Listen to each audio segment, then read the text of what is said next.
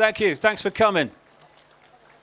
It's about 20 years ago now that I began to understand not just the scale of pedophilia and child abuse and child abduction and all the rest of it, but the people and the level, cesspit level, known as the elite level of our society, which is driving it. It was in the 90s that I started uncovering Father George Bush as a monumental pedophile and child killer, serial child killer.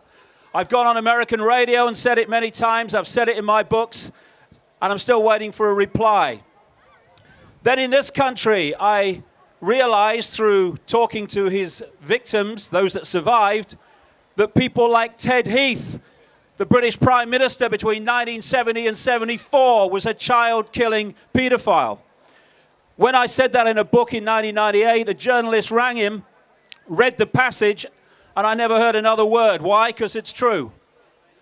And we need to understand that this child abuse, this pedophilia, this systematic stealing of children from loving parents by state social services networks is not happening in isolation from the network and structure that holds billions of people in servitude to the few.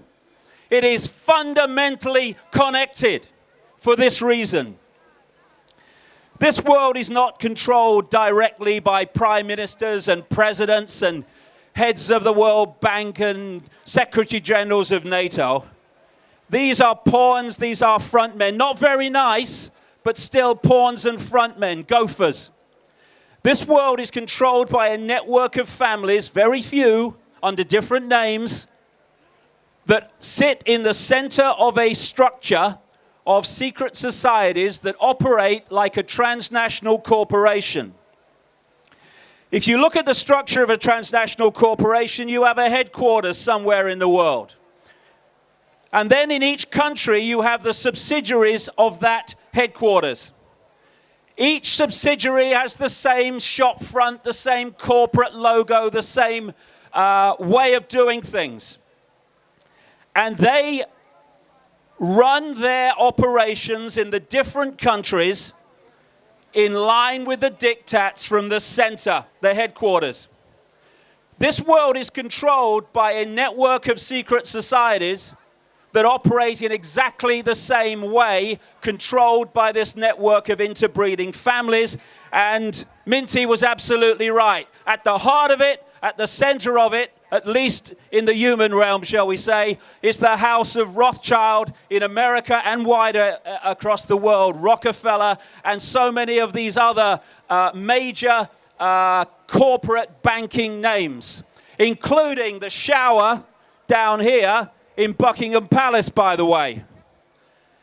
And so we have this network of secret societies whereby the center, and it's in Europe, dictates to the networks in each country, and they run their country and change their country in line with the diktat from the center, the spider. As a result, I've been to 50 countries researching this over 20 years, and as a result, I see exactly the same structure, exactly the same things going on, exactly the same legislation being introduced to take freedom away and children away, almost worded the same sometimes. And this is why it's globally structured. And because of this, the spider at the center can manipulate down through the different levels of the web right into your local community. Now, this is the connection. These families and the agents that they put into office are overwhelmingly connected to satanic, ritual, and pedophile rings. They have an insatiable demand for children. And this is why I learned as the years passed through the 90s, the unbelievable, breathtaking, staggering scale of children who go missing in this world every day. Never mind every year. People have a perception of the number of children that go missing based on how many times a missing children's story appears in the local newspaper or with Madeleine McCann in the national news. That is a fraction of a fraction of a fraction ad infinitum of the number of children that go missing, never to be heard of again. And many of them, tremendous numbers of them, end up in these paedophile and satanic rings. I talk to people, survivors, those who have, all over the world, enormous numbers of them. This is a global phenomenon with the blueprint played out the same way in every country. When people come to me and say, I want to tell you my story, once they start, I know what's coming. Different names, yes, but the blueprint plays out every time. And I've got seriously interested in the last few months, particularly in the gathering aspect to this child abuse and child abduction, which is stealing children from loving parents by the state through the social services mafia. In the last few years, they have changed the way in which they process job applications for social services.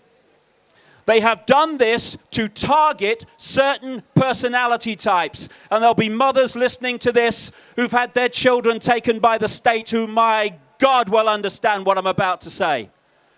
They are targeting, recruiting, headhunting certain character types that have no empathy, no compassion, no heart, no ability to empathize with the agony beyond my comprehension of loving parents having their children who want to be with them taken away for spurious reasons, thanks to the constant conspiracy between social services staff, lawyers representing local councils and social services, judges, etc. So lacking empathy and compassion that there are more than one stories that I've heard.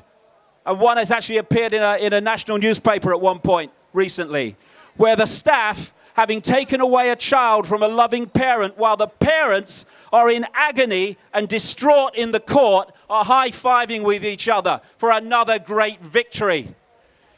Now, in this country, there's apparently 60 million people and growing, maybe even nearly 70 now, I don't know. In this world, there are 7 billion people and growing. The number of people who are controlling this world, who are putting us in the state we are of slavery, who are taking our children away, are a tiny, tiny fraction of the people on this planet and in this country. I think I see a way out of this. We need to come together and stop cooperating with this system. Not fight it. They want us to fight it. Just a few more people on the streets with weapons. Then, oh, we must fight the people. There's an uprising. No.